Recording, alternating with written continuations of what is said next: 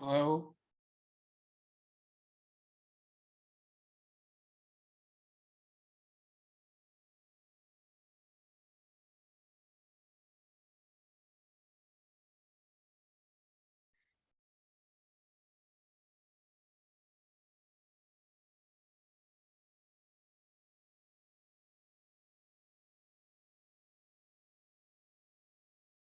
Hello?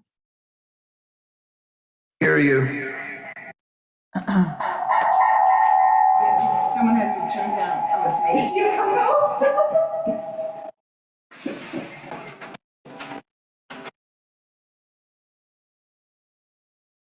Brown down. I just heard somebody. Hi, Steve. Hi, Steve. We're Hi, you reading can them. hear me. Yes, we're Yes, we just. hear you loud and clear. We're reviewing the December minutes at the moment. Okay, and I can hear you loud and clear. Very good.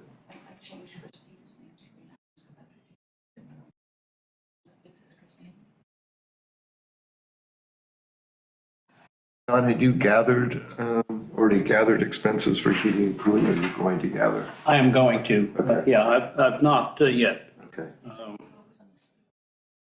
Busy in No, I just want to change, COVID, I just want to change, early January. I just want to change the tense.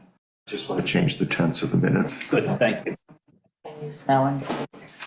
No long-term that I can tell. Maybe Still, I'm mental. not but- 100%. Oh, really? It's not what it used to be. I'm hoping it will. How long has it been? November, not that long. 6-7 months is commonly. I have just a couple of little corrections. The Councilwoman Larson paragraph at the end of item 3, I would just clarify. And the sentence says geothermal project and wastewater treatment project. I would insert at town buildings there, just to clarify, because we also talked about Sylvester. And then, and number 6, there's a funny typo. Chairman Pertel reported that drown down East End, which should be draw down.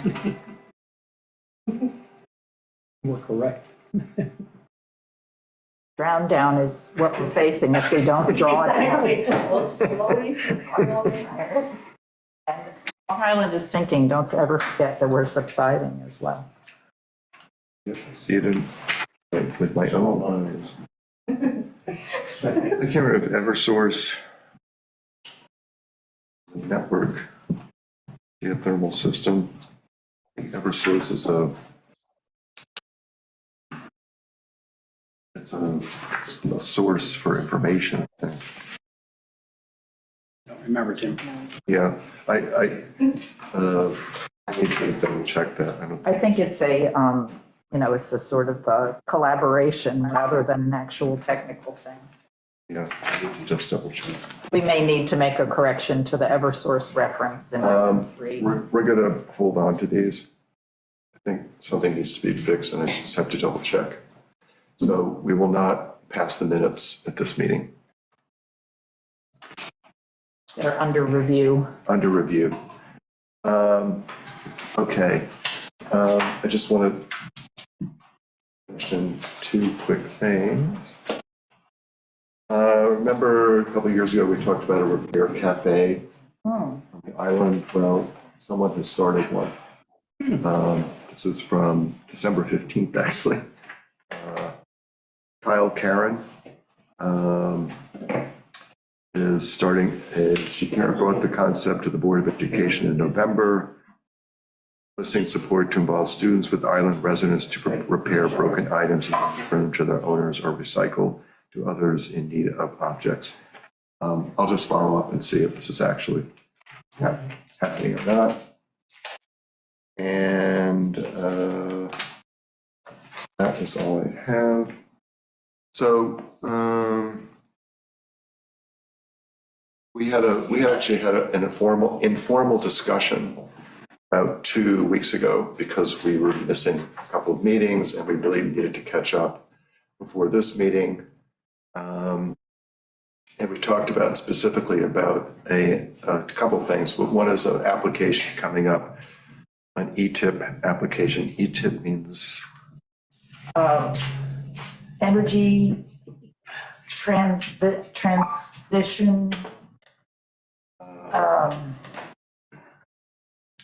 For islanded, I don't know what the. Yeah, for- Right here, Energy Transitions Initiative Partnership Project.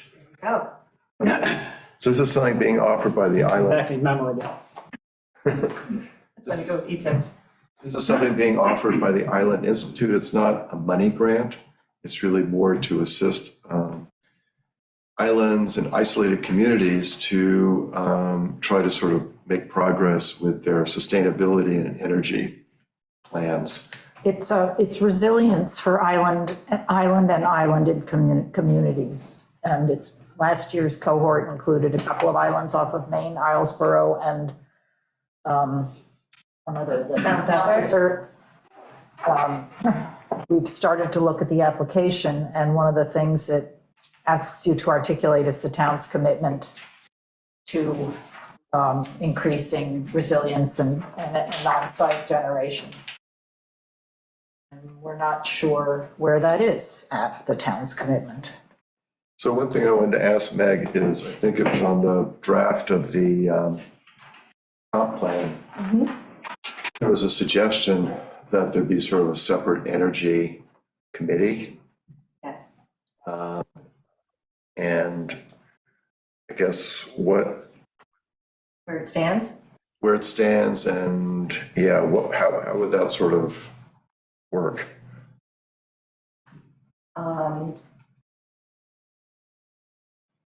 We would coordinate that with Joe, engineer, and your committee, maybe even WAC, and kind of try to get people from each group together to form like a subcommittee to look into different ways that we can fortify our energy usage.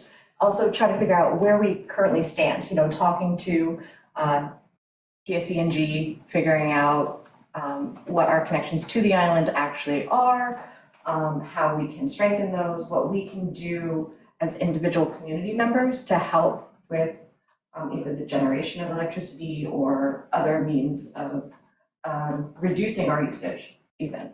Okay. So that we just need to organize. Can you hear all that, Steve? Yes, I can. Okay, so these are kind of the things that we've been talking about.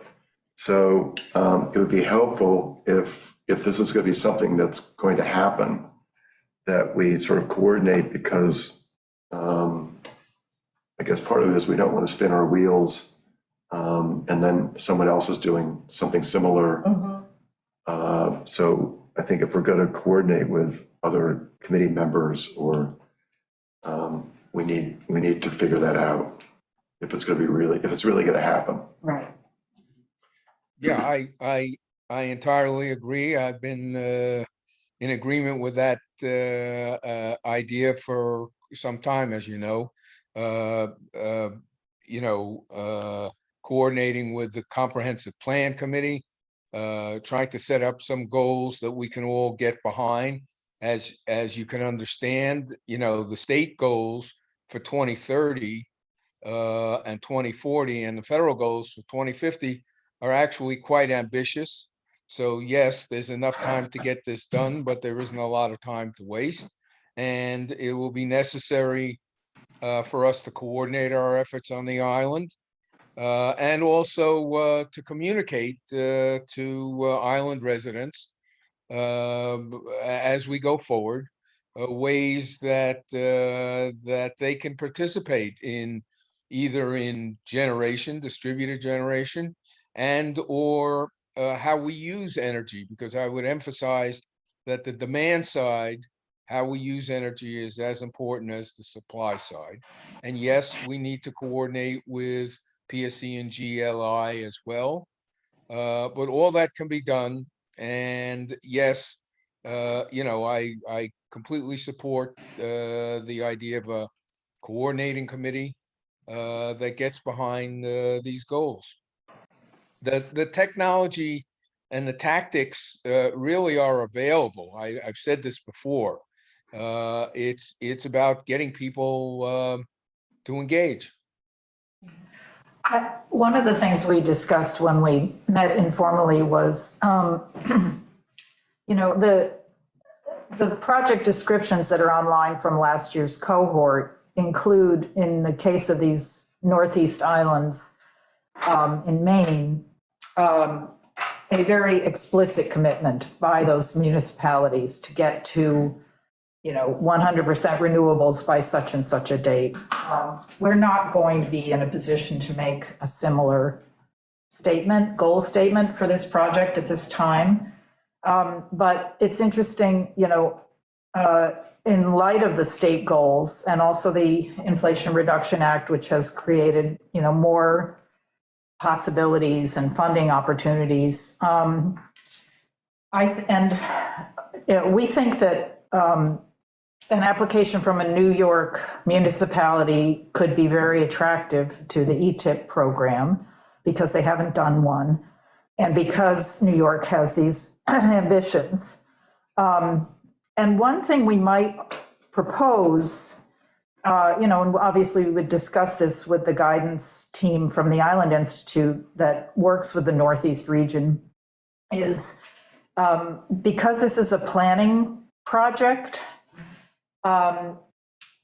using the Shelter Island example to identify all the roadblocks to doing something meaningful in New York. Regulatory, stakeholder, utility, all the things that could make this project stand out as something that they haven't done yet, which is, it's not just, we've got this ambitious goal, how are we going to technologically get there and where are we going to put systems? We're not there yet. We're at the point where we don't know if we have a path to even articulate to the community and to our elected officials, what the goal would be and how we could conceivably get there, and what are both the opportunities in funding because of the regulatory goals of the state and the nation.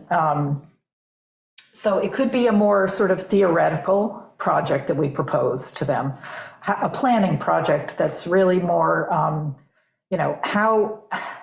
how do we get through how do we take advantage of what's on the table in terms of support and opportunities, and how do we identify the things that make it hard to do that, whether it's town, county, state, utility company, et cetera. And I think, that might have legs in a way that just another island figuring out how many kilowatts at what location, which I think they've been doing. So that could be more of a replicable project if the town thinks that that's something they could really participate in. Well, what funding are we seeking for that?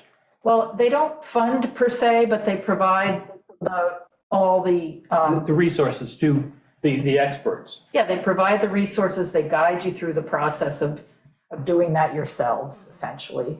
Maybe it'd be good to try to figure out how many, what kind of time and personnel commitment it would require to make this work. I don't have a fix. Well, I think another possibility could be tying it into the implementation phase of the comprehensive plan as part of a center revitalization kind of planning grant.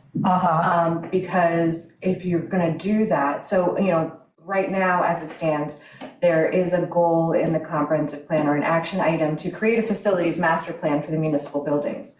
So you can tie this, creating energy efficiency and independence, into that master plan for the municipal center of town. And so you could kind of link those together in sort of the same grant application, I would think, because it would all be part of improving infrastructure in serving the community. And, if you're going to do a facilities master plan, or if you're going to look at the best and most efficient way to handle our municipal buildings, part of that would be energy efficiency. So I think you could probably have potential to tie it into a grant of that nature, which I've looked into and they exist, so. Yeah, Make some recommendations to the comprehensive. we are a plan. climate smart community, that helps. Yeah, I would make some recommendations to the comprehensive plan chapters, maybe even the governance chapter on, possible paths forward. And then we can tie it into the comprehensive plan implementation phase. So do you think that Another that's, piece. go ahead. If I can jump in here, another piece I think is important, Tim has mentioned in the past, is some kind of communications medium that we can essentially speak with one voice to the island's residents about what our efforts are going forward, so that we can, bring the island residents up to speed, communicate with them, and help them understand what we're doing, where we're going, and how we hope to get there. I don't know if such a facility would be part of an ETIP grant, but I just think that that's very important for us going forward. So Steve, the board has actually been actively investigating different options for community-wide communication tools like apps and like Notify Me type of things. And we've interviewed, I think, 3 or 4 companies that do it. We have one more interview. We were supposed to discuss it at Tuesday's work session, but the interview got canceled, so we didn't get all their information before we were able to do the presentation. So I'm hoping next week there'll be a presentation on all the different options for some kind of a notification system for the whole town and as a whole.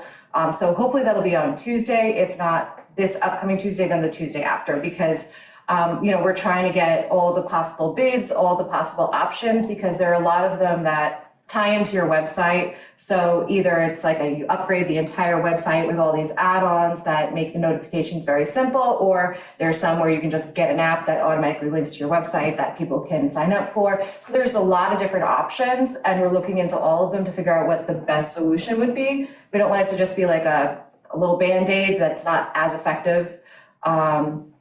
So hopefully that presentation is Tuesday, and we can kind of see what all the options are. Good. We have been working on it.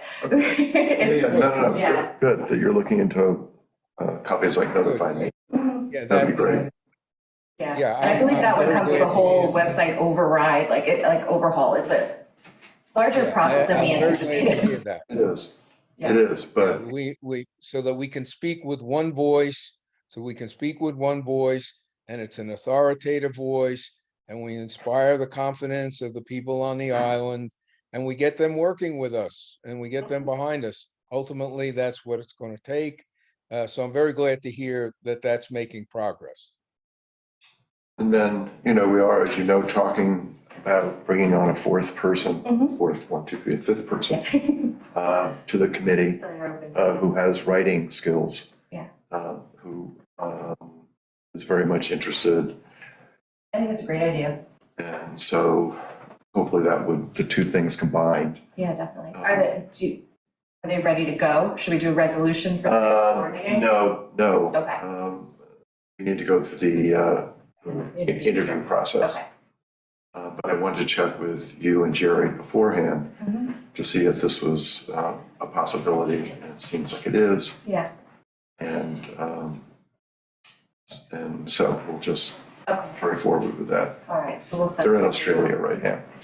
Oh, lucky duck. Okay. Meg, with the ETIP application due in May 19th, I wonder if we need, if we should coordinate with Jen Messiano, or if, because I think they definitely look at the level of commitment from the town to, to support the work of the program. And I'm just wondering what you think are the best steps to, whether a presentation at a work session is necessary, or if we just start, creating some draft goal statements and content that you all could review and sign off on.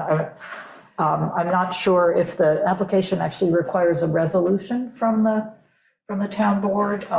Probably. But we've been asked to, what was it that Emma asked us to produce, actually, is to come up with a goal statement, and we have to do some back and forth with them. But what do you think that? I would say make a presentation to the board At a work Tuesday session. Work session, Uh-huh. and then we can take it from there. So I guess we should work towards that in, in early April or mid-April or something. Following that Zoom meeting? Yeah, from the. What date is the that? webinar, which Oh, is on right, the April. webinar. They're having a webinar on April 8th. I'm sorry, Bunch of us 11th, Signed up for. which we've all signed up for, which I can send you the information for. Please do.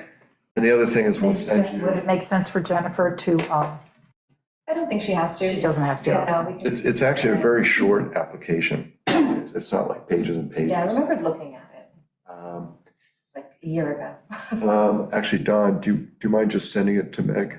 Not at all. Application? Sure. So you can take another look. That'd be great. Yeah, we could do it after the 11th. Okay. All right, well, Kristen. I mean, it doesn't cost anything to do it. Oh, well, it certainly does. It's time. In terms of time. It's time, but I mean, it's Right. not like it's There's not a financial burden to not a actually financial burden apply. to the town, Right. which they always want to know about. Budget. Huh? I said, it's all about the budget. I think Joe Fenora, if he could at least be aware of the webinar, that I'll would send be, it to him, yeah. and maybe even the town attorney. I don't know if there's any, So maybe what we should do is, before we send in this information, we should explain in a paragraph what we're doing, what we want to do, why we want to do this. Mhm. And then they have sort of a background idea of what this is, and it'll make more sense than instead of just sending them the application and the webinar dates. Sounds like a good idea. So we will do that. Yeah, and then, I'm just trying to get on the calendar, but I will talk to Christine about scheduling. also, there's the disaster preparedness side of this, so it makes me think maybe Chief Reed would be interested because, currently the backup power on the island is all diesel fuel generated. And that's one of the key opportunities of this, is that there would be some other way for us to have resilience after, a catastrophic storm where the grid is truly down for a few days. And figuring out even the math and the demands that we would need to cover. It could, I think what's attractive about this is that they'll tailor their counsel to our circumstances and the opportunities. And there's even the potential to link in partners like the school and help them, be generating and maybe even storing or preparing to be a place where there's battery storage. And Sylvester Manor, there are ways that the town could partner with other institutions. And I think just formalizing this process would draw all of that out and help us figure out what's feasible, what's worth working toward. Sounds good. And this may be not jumping the gun, but sort of pushing a little faster because you're still working on the comp plan and all of that. But I think having this application due sort of helps us coalesce and think about all this in a very sort of put all these thoughts together. I think it's a good idea. And then that can also kind of go into comp plan. If we Yes, we encounter can. things or find something that we need more information, we can, Yes. I think they can feed each other. So, I think we ought to lay out a schedule for preparation. yes, exactly. What's the timeline for the comp plan now, Meg? We're hoping to have, just have the schedule out here today. Definitely finished by the end of the year, hopefully. All the chapters are online right now, all of them. So please go through, read them, the natural environment chapter, the government chapter, there's a zoning and land use chapter, and all of those, the consultants are gonna look at, the ones that they're the experts in these fields, so they're really gonna dig into those chapters. But they're all out there for public consumption, for comment. We wanna know what you think about them, what concerns, comments, questions you have about the chapters that have been put out so far. So send those in, all of that information that we gather is getting sent directly to the consultant. I've already sent them all the comments we've received up to the 20th. So they already have those, and then anything new we get, I'm just forwarding it right on to them. So definitely just keep sending in comments, questions, concerns. But I'm hoping October, well, I think we'll have a completed draft of the document within the next 2 months. And then it'll go through a whole nother review. We'll have town hall style meetings to go over it, questions, concerns once again. And then there'll be another revision based on public input. And there's going to be a few public meetings like that, town hall style meetings, especially when we figure out some of the more controversial issues, topics. To really dig into them, we're going to have more large open forum meetings to discuss.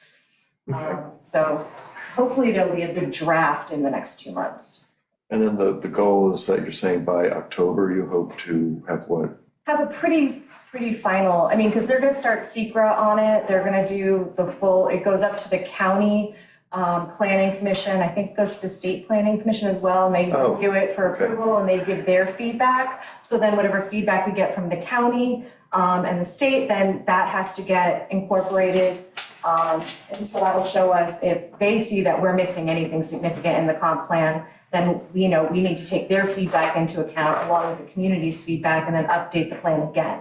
So there's going to be a few reiterations of, what we have is the roughest of drafts at the moment. Okay. I didn't realize it goes to the county and the state. Yeah, yep, Is that standard? yes, it's all standard. It's part of the final approval. And then it'll have its secret. It goes through all the phases. There's a lot to actually get it approved, which is why we need consultants to help bring it over the end. They know what they're doing. Okay. So I think it'll be good. Okay. Good. That webinar is, I show the 11th. I thought it was April 11th. Oh, I'm sorry. I wrote down something wrong then. Yeah, no. It is 11th, okay. Yeah, I believe April 11th. And then less than a month later, the application is due. So it's not a whole lot of time. No, it's due on the 19th of May, so we have 5 weeks after the webinar. On the 11th, I'm also doing a solid waste plan presentation by the DEC on how New York State is going to move forward with handling their solid waste problem. So that is a webinar we'll be doing on the 11th. That's on the 11th? Yeah. What time is that? At 10 o'clock? 10 Oh, I'd like to. 10 to 11:30, okay. Can you send me that information? And that's for solid waste? Solid waste. So what they're going to address the problem The of, landfill problems that we're gonna be having, different ways to reduce what goes into landfills, I believe. There's a whole, I'll forward it to you so you can see what they're gonna be okay, discussing. so that also ties into our It whole does, composting thing. yeah. How are And those, 3 o'clock? we did have drawdowns, Mary Morgan and Mark Hubner did have a conference at the library, was it 2 months ago? It's in January. In January, with different members of other East End towns and other people sort of addressing this issue of how we can all try to reduce what we have or handle what we have actually in our towns and islands, Yeah. on the island. Yeah. So it would be great to somehow get more of that out there. Yeah, I agree. So we need to, as we've been saying forever, work on our communication. So we're getting there. I mean, We're that's, moving forward in that venue, I mean, so. that's another example where it could really, really be helpful. Yeah. Because we could actually have instructions, we could have all sorts of things for how people can do stuff. Which reminds me that the Laconic Land Trust is on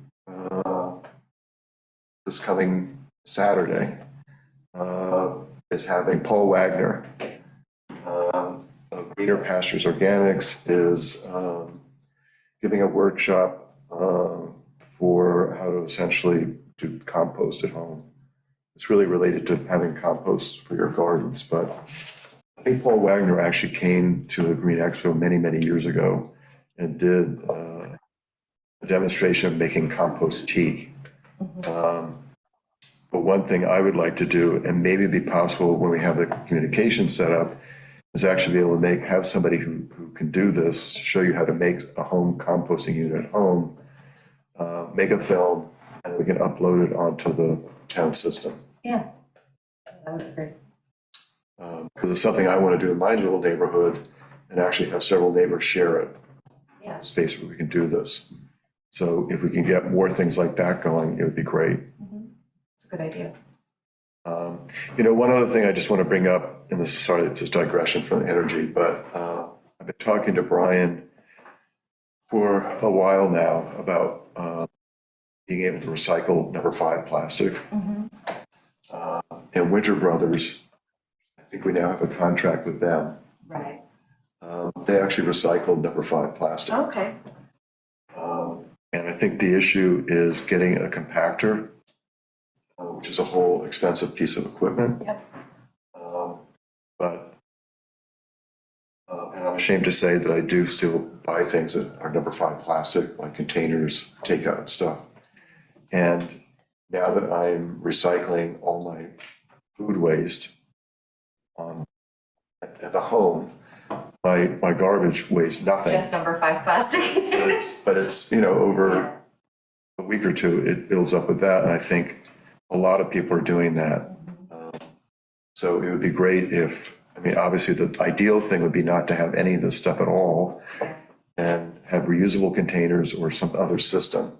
But until that happens, it'd be great to actually start being able to recycle. Now, does number 5 plastics require their own independent bin? Yes. Okay, So right now we do number 1 and 2, right. but 5 is separate. So it's a lot of stuff that I believe things that are microwavable, which 1s and 2s are not. Right. Okay. Yeah, because I was wondering if maybe we could do where, all the 5s go in one bin and you crush them all at once, that block goes over here, and then you do, but that may be too much space. Well, It may not be the volume that would it'd be worth having another discussion with Brian, where we have a couple of us get together and talk about this and how we could possibly make it work Okay, without a huge expenditure of money. yeah.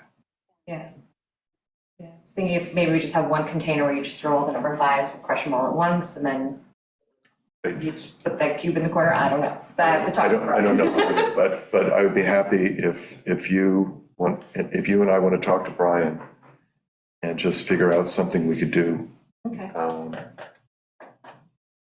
And then also, I did talk to someone at Winter Brothers 2 years ago about this. And I want to talk to them again because somebody told me, for instance, that you can't recycle black containers, like mostly Right. nursery containers. Yeah. You get a lot of black plastic takeout containers now too, like the tray with the clear lid on it.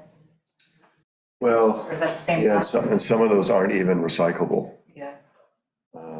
So, and it'd be a huge, if we can do this, it'd also be a huge education learning curve because when we switched to 1s and 2s, it took a really long time for people to recycle those properly. Right. They were putting them in the wrong bins. They were not cleaning them properly. Yeah. I think it's gotten much better. But again, it would just be another learning curve for the public. Right. And of course, then the other problem is that there's the people at pickup, which to me is a complete mystery that any of that gets recycled. I do not understand that at all.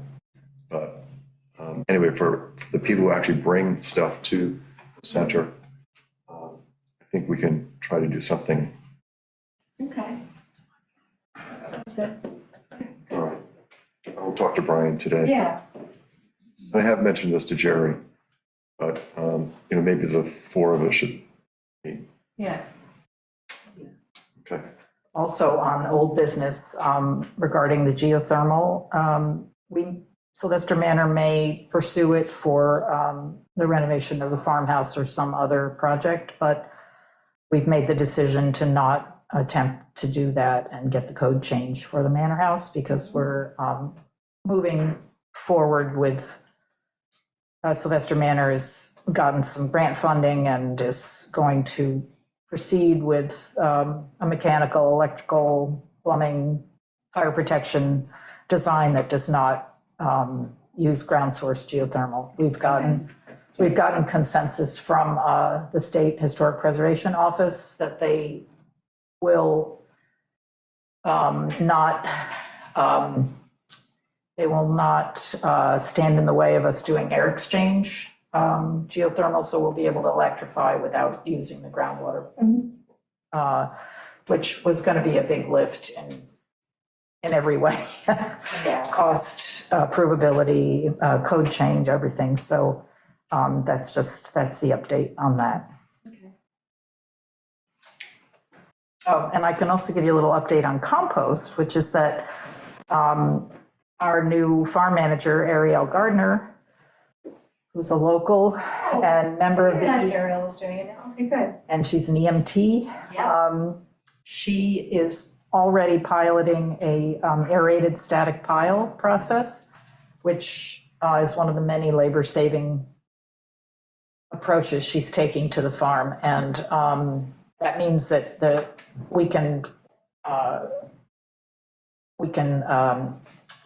heat and process the compost much more rapidly, and that it doesn't need to be turned. And that was a huge pinch point, was the labor to turn the piles. And so we're doing one, and assuming that this goes as well as we expect it to, we'll be able to expand our intake to community members, figure out a way to do that. And there was a presenter at the mini summit that was held at the library that shared a lot of detail on how they allow the public to drop off in, specific bins and with minimal oversight, and it results in, very, very little stuff having to be sifted through and removed, rubber bands or whatever. But it's worked very well to have just, a kind of discreetly located drop off that people can access easily. So we're thinking about that as well, because we had thought that we needed to staff the drop off of materials, but it sounds like others are having success with unmanned collection, which would also be an advance for, us to be able to grow the program. So I'll keep you all posted. You may not need a grant, a financial lift, or you would? We do. We still need the grant funds for the materials. Okay. And I expect we'll have that, Okay. within a matter of weeks. Both the Highway Department and the Green Options Committee have some money So- they could contribute to bins and so on. Yes, so, We're still looking at pilots with restaurants as well. okay, so while the three of us are here, we can make a decision. Are all of us agreeable that we would use some of our grant funds to help fund this program? I mean, in theory, yes, but I would like to get you a specific proposal with, That's what I was just going to ask. Okay. How much? model numbers and quantities and that's fine. the specific things we need. It's basically going to be different kinds of bins. Okay, and, we will wait for specifics. Yeah. And also, we may be able to use some of the funds for the infrastructure for this aerated static piles, which is minimal, but there's a blower, like a bouncy house blower, and then some elbows, some PVC piping and elbows, and then some laterals that have holes in them. It's pretty simple. But that is going to be some durable materials, and my understanding is that that's the kind of stuff that both the Recycle Center and the Green Options Committee has the authority to spend on. Okay, So I'll keep you posted. can you just again say what the type of composting? Aerated static pile. Aerated static pile, okay. Yeah, it's very cool. I will tell you something kind of bizarre but amazing. Last year, we have new chicken flocks. We got one late last year, and then we have 140 some baby chicks that came through the post office. That's always a fun pickup. Layers, and they're doing great. And the flock that we had before that were a breed that doesn't endure And they were dropping at a steady rate. So we actually culled that herd and composted them, and they were reduced to nothing in 3 weeks in a layered pile. It's absolutely amazing. Composting is incredible. And now, you know, that those nutrients are now cycling back into our production, which is incredible. Well, God bless those chickens. They served their Full circle. yeah. Okay, Oh, and one other cool thing about nutrients on the farm is that Ariel moved our pigs out of the woods where their main benefit to the farm was that they were clearing out invasives at the roots and sort of, you know, clearing up these designated areas of woodland. But she moved them into our brassicas field, and they are, so they, you know, they ate everything that was left. They're digging up the rocks. This is a very rocky new field, the Hempstead field that hadn't been cultivated in very, very long time. And aerating the soil and making a direct delivery of nutrients. And then what Ariel calls the poop to produce window is being observed so that they'll be moved off the field 120 days before we plant anything. And it's just an incredible resource efficiency thing that she's doing. She's a systems thinker, and we're really, really thrilled. That's awesome. well, I'll think about this when I eat a tomato from. Well, there won't be, we're actually, I think she said she's gonna do popcorn there, which is super. Oh, that's fun. So, That's great.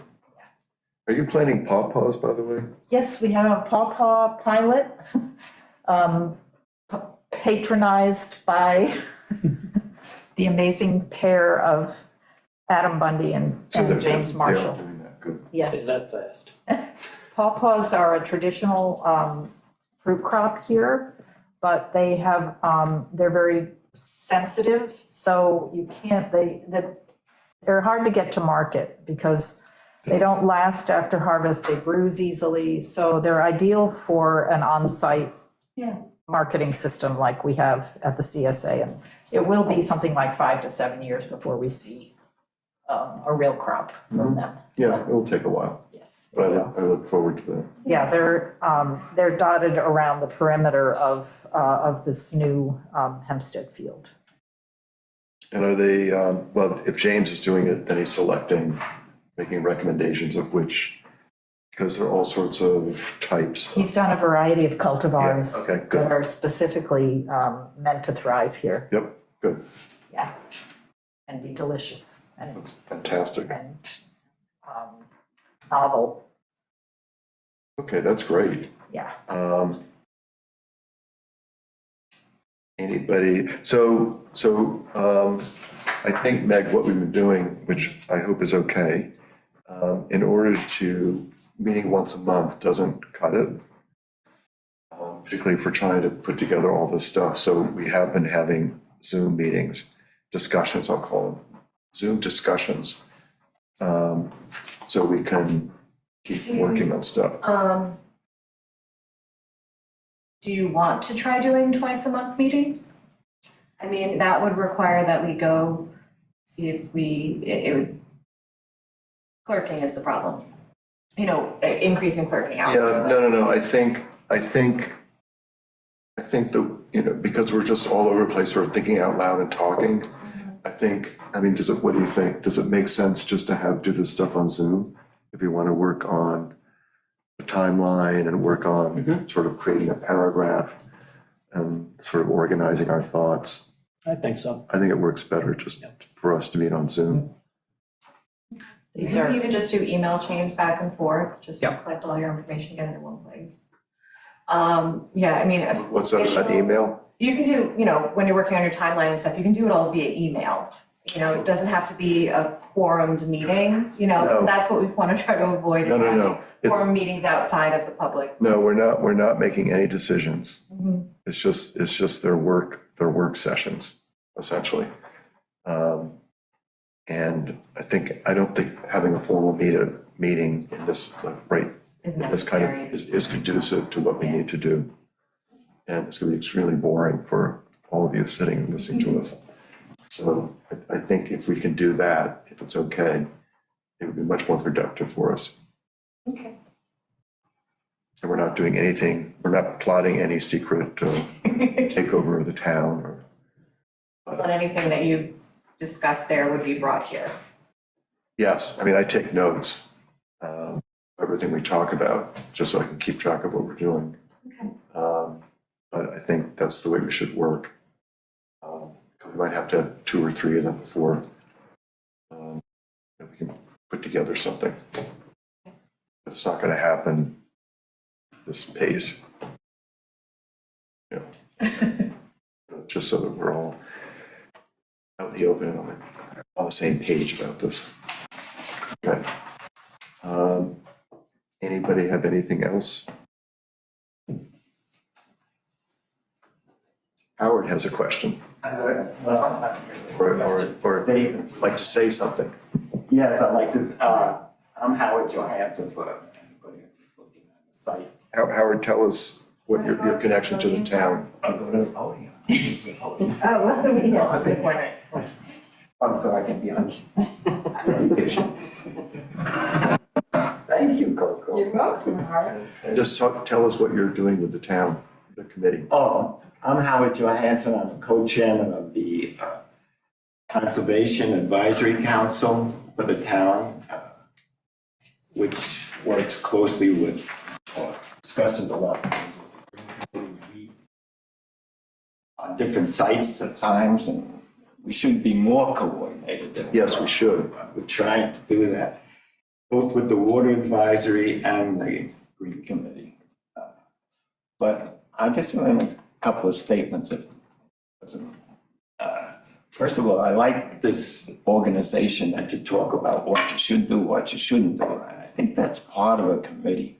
And it should be, the public doesn't always get that, like on the town meetings or our meetings. If you don't have it on Zoom for the public, you don't understand why it came to that point that brings it up. I'm personally against Zoom meetings. I think live meetings are the best, but I know today's world, it's not going to happen.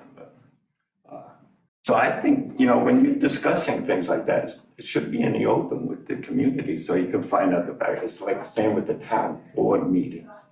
The work session is open, so you can see where they're trying to, what they're discussing, and you don't repeat a lot of stuff that way, but questions come.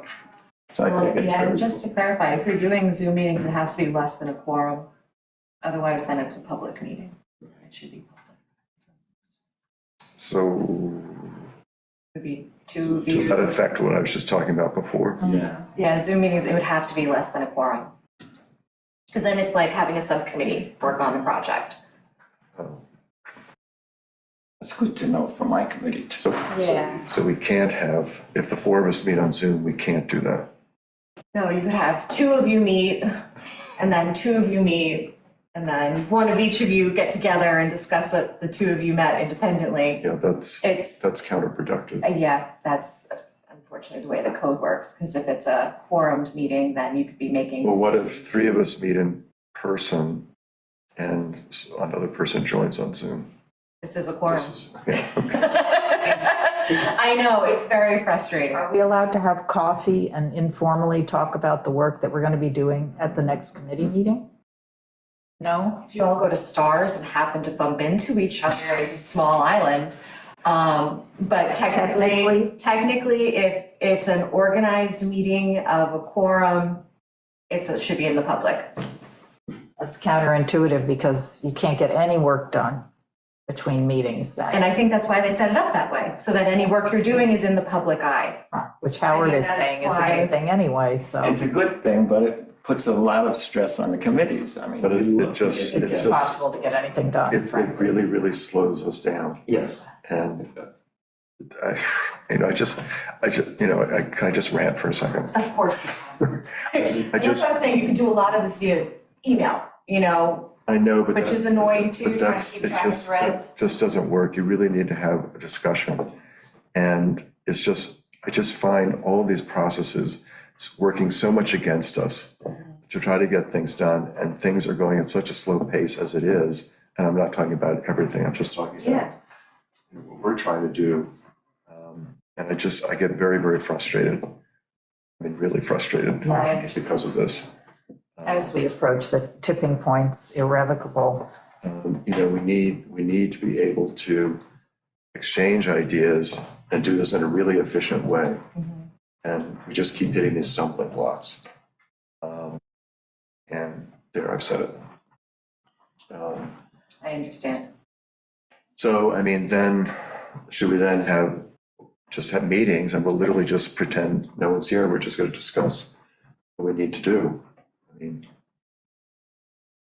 I don't know. I think we'll figure it out. okay, Howard, we'll We all have discuss. to figure it out discuss. all I can. We'll discuss, but I really, something's gotta be more flexible than how we're working right now. It's just really making it hard. yeah, I understand. I understand the quorum thing, but that's a whole other thing. We now live in a modern age where people are working at home and it's working fine. The fact that we can't meet in person without having a quorum, it's just really frustrating. And now the fact that we can't meet informally in between meetings and try to brainstorm is frustrating. I mean, it's just, how are we gonna do this? I understand. That is, if there's some way to, I mean, is this a town rule or is this a state rule? It's the open meetings law. Is that? I mean, I understand the reasoning. I've read the whole thing. Yeah. I understand the reasoning, but there's just gotta be a way to have some kind of way to work around it. Anyway, So, we'll discuss as stars and in a very informal way, try to figure out something. yes, I think all the committees are trying to do that, try to figure out how to discuss things. That it's not in a committee meeting, but it's. Yeah, I mean, it's just, But my other items. okay, anyway, I digress, so go ahead, Howard. On the first item that you picked up, started today, the tips or whatever it's called. tip. That's an interesting idea because conservation, we're always questioning what we do here on the island. And I've been in touch with PSE&G about our system on the island, the two lines coming from the North Fork and the one line from the south. And I've talked to Jim Reed about it and actually Brian. And we don't seem to get a clarification of what our island is. And they won't talk to a private citizen really because, security, your power is very important to everybody. And the town should be able to get a report, which the PSE&G furnishes every 5 years, on what our usage is, how our demand has gone up, and how we can take care of that. But right now, it's not available to us. So you wanna know what the demand is on Shutter Island? Exactly how it has increased in the last 5 years. Actually, Steve, who's in Zoom, and Don have been talking about that. And even on the comprehensive plan, I put in a question, because the comprehensive plan had said we have a wind farm. There's no wind farm on Long Island. It's a proposed wind farm. But right now, there isn't any wind farm. But that's something we all have to consider, is our energy on the island and our usage. This is Steve. Can I just sort of respond to Steve. that? Yeah, I think, can you hear me? Yes, Yeah, we hear you. loud and clear. Okay, yeah, I completely agree, sir. And in fact, that's one of the directions we're working in as a committee. And actually, I think if you'll notice, it's in the draft, a comprehensive plan section on energy. Let me also echo Tim's concerns about the process as well, and our frustrations with the process.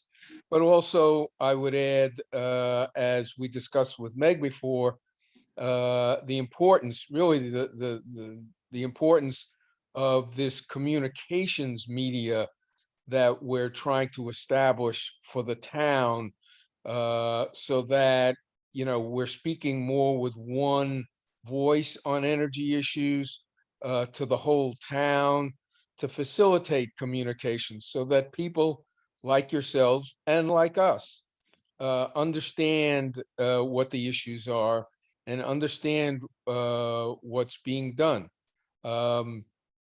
You know, I'm very much aware and agree with you about your concerns about understanding the data. You know, we've been talking about that in the committee here. And you know, data not just in terms of demand, but also in terms of reliability, outages. We want to be able to target our efforts going forward where there might be the greatest need to enhance reliability, and not simply a shotgun approach. So, you know, we're with you. I think we understand the issues that you're concerned about relative to energy, and you know, hopefully we'll be in better communication going forward, that will enable us, you know, to work together in a more focused way. Well, I I'll think leave it at certainly, that for now. as we, you know, if we get into the ETIP process, even just the application process, that will mobilize the, whatever steps are needed to get that data out of PSEG. Yeah. Maybe we could coordinate between committees also on that, so we don't, you know. Yes, it'd actually be great to have another committees get together meeting. Yes. Right, that So would we're, work. again, reporting on what we're doing, so we can start sharing, or we're doing that, or don't do that because we are doing that or have done that. Right.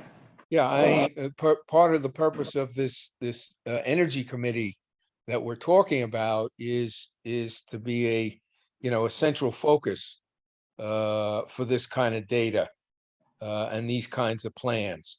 And so, you know, we don't want to constrain information and communication. We actually want to broaden it going forward. So we're with you. We understand your concerns and the needs of the town. See all the people who are on it? You got any number two? Yes. Second one is what we do as far as, I know the Green Committee's set up in There we go. federal government and the state on solar power, renewable energy, Right. wind farms, solar panels, whatever we have, you know. I would just like to bring up some points about that. I started working on solar panels about 35 years ago. They've come a long way since that time. You know, how they produce their electricity and stuff like that. But one of the things, the problem that we have is that the basic problem is that our population is increasing by almost 50% every 25, 30 years. And population requires energy, requires it immediately and sustainable. And that's a big problem we're having. And we're not going to be able to cancel population. That's going to happen. We're going to double the population in the next, we're going to be up to 16 billion people. Oh, you're talking about the world population. The world We can't fit population. 16 million people on the No, island. not on Shelter Island. Shelter Island's sort of staying full-time pretty. Yeah, we're not increasing at that Right. rate. But this is a problem we have, and solar, I'm an advocate of passive solar energy projects, and the solar panel requires that you cut down trees in order to get the most efficient solar panel usage, which is against conservation. Well, yeah, And and it depends. also, you have wind farm, some problems with that. So all these energy problems we have, and especially the last one is the electric cars. I mean, the town is putting in electric cars. The batteries we know are very dangerous. The lithium batteries, not the NiCad, the lithium that they're using. The toxic chemicals used to make those batteries. And if you have a fire, I don't think our fire department's gonna enjoy putting out a toxic flame on a house. They have to be specially trained for that. And also, I know in the news, you've seen about battery cars burning, requiring 6 times the amount of water to put out the fires. And that has always been the case with electrical fires. I worked in the city with Con Ed on electrical fires. You don't put out a fire, it's just smolders, an electrical fire. You gotta cool it for hours that it just goes out, or otherwise it just breathes on itself.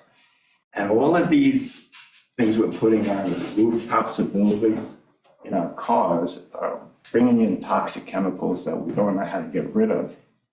And when 20 years, when the solar panels have to be recycled, where are we gonna put them? We're gonna close Brookhaven Recycling in a couple of years, I guess. And that's a problem that we have. And we have to consider all these things. And if your house if you have solar panels on your house, an insurance company might want to increase your coverage because they know that the fire department is very effective in saving personnel, but they might not be so effective in putting out that fire of the solar panels.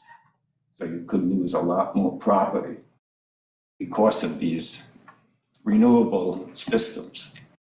I'm all for renewable systems, don't get me wrong in that, but there has to be a process that we take all considerations into consideration. And I think that's enough for now. Yeah, can I just respond to that? Certainly. Pam has Yeah, right. can you hear me? Yes, Yes. yes. Yeah, I just want to respond to that.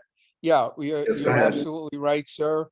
There are very real inherent hazards with new technologies as they roll out, particularly as they roll out at the kind of scale that we're talking about.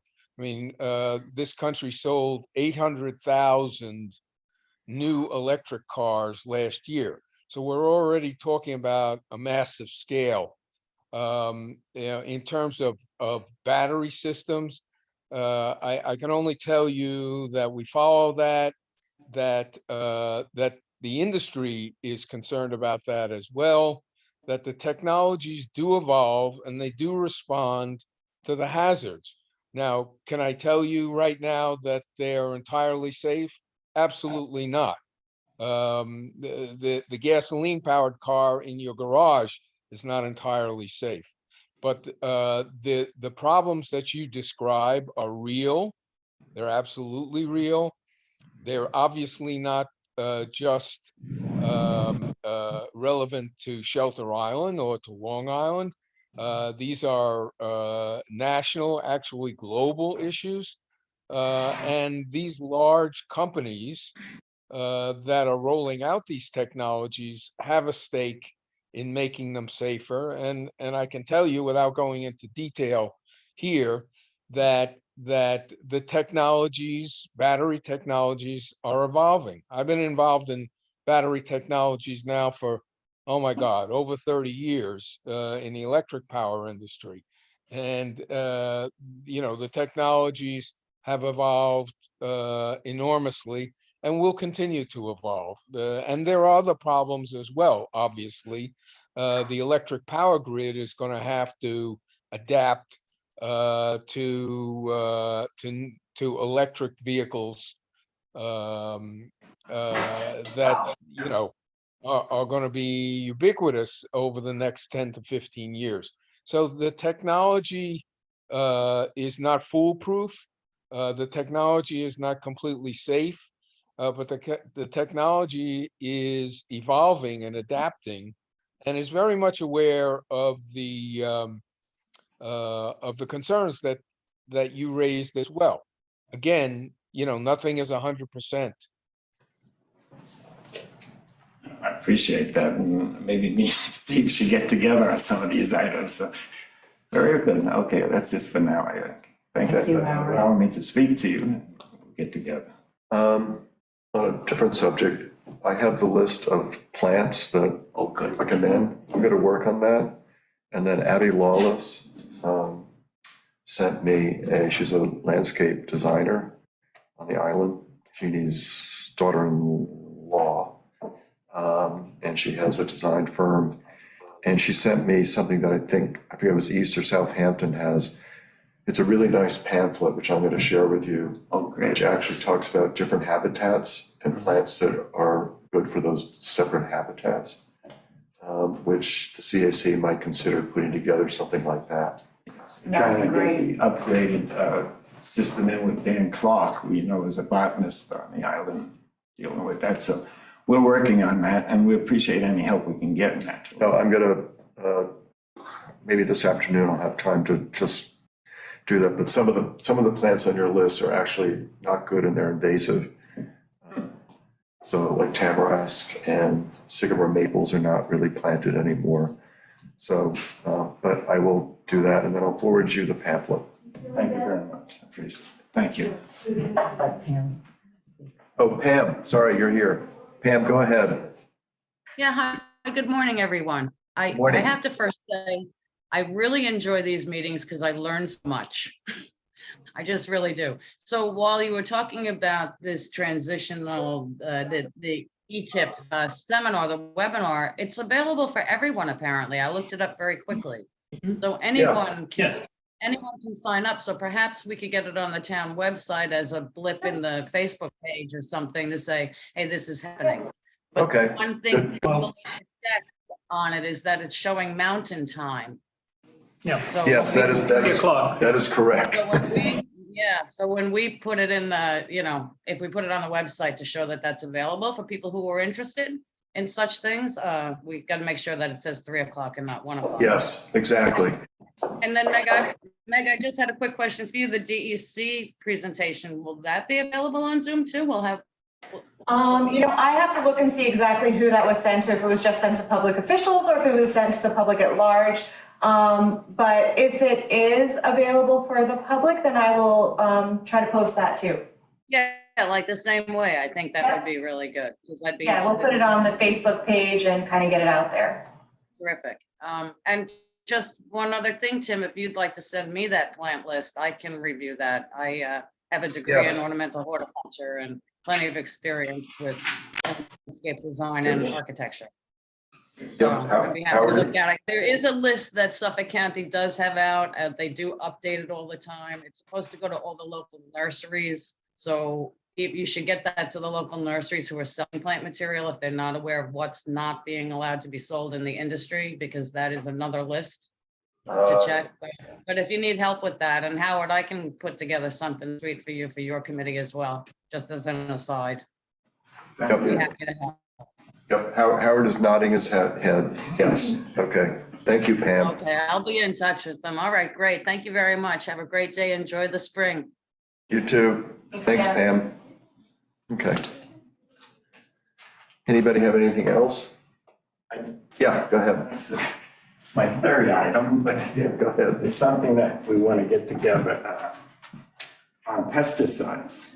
Usage. Oh, thank you. I forgot about it, and Ariel is very much involved with that as Sylvester Mann. And we've been in touch because of Mark on my committee, he was a member of Cornell, and works with Cornell, and he's been in touch with the fellow Dan, who's been in touch with Ariel. This is Dan Gilrain? Yes, correct. Yes. And so we're trying to get him more involved and get some articles from him from Cornell. So this is actually, and I'm sorry I didn't include the CAC in this, but I've been in touch with a vector control person at Suffolk County, lives in Secura.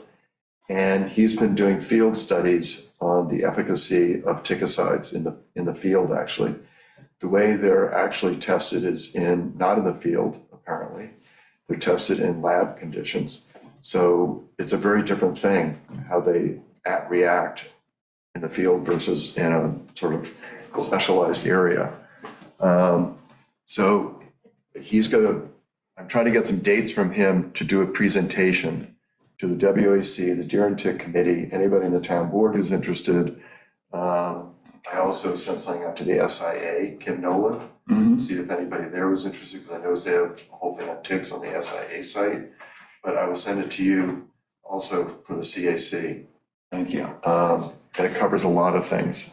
I mean, I think we're gonna learn a lot about how efficient they are, how long they actually last in the field versus what people think they last. Apparently people are putting pesticides in their misting systems to get rid of mosquitoes at night. The other thing is cedar oil, which is considered a safer method, but actually may not be when it comes to beneficials. It kills all beneficials on contact, and it may not be as effective. So I don't want to speak for Moses, but there's a lot of stuff we can learn from this that I think will also be helpful to homeowners. Very helpful. And this is the time we should get it out before they flood the island in June, you know. Well, the thing is, I think all these companies have contracts. So they arrive at certain times, Yeah. twice a month or whatever it is. But the other thing is there may be times of the summer when it's actually not effective to spray. It has to do with the cycle of the ticks. So again, I don't want to speak for Moses, so I don't want this to go in the minutes because I'm not officially I'll let him officially go in the minutes when he does his presentation. with Moses, and we'll record. I would like to do it through the town so that we can record it and it's available to anybody who can't actually attend the Zoom session. Thank you. Very good. But for the pesticides, our committee has been talking about for the last year or two, but again, we want to have the science behind it. Yeah. It's not just our opinion of what we think people should do. And again, as Meg has said, you need to have alternatives. So anyway, we should collaborate on this. Yes, we will. Well, and another thing is because the town board was looking into ways to regulate, and it turns out we are not allowed to regulate the use of pesticides, herbicides, and fungicides. That is purely at the discretion of the state. So the state has complete control over that. We're actually not allowed to regulate it. Not even in the near shore. Nope. So the best we can do is educate and give alternatives, and really that's the way we're gonna have to approach it. Because legally, we are not allowed to regulate it.